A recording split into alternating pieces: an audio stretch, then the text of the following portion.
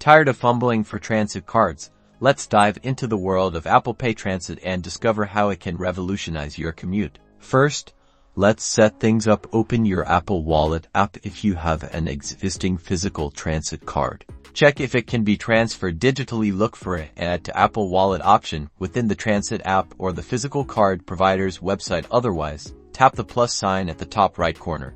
Select Transit Card. You'll see a list of available transit systems in your region. Choose your transit system. If you don't see yours listed, Apple Pay Transit might not be supported there yet, but new locations are being added regularly. Apple Pay Transit is available in many major cities around the globe. I'll put a link to Apple's official list in the description below so you can confirm if your city is supported. Follow the on-screen instructions to add funds to your transit card. You can use a debit or credit card already in your Apple Wallet, or add a new one. Choose your desired amount and confirm the transaction.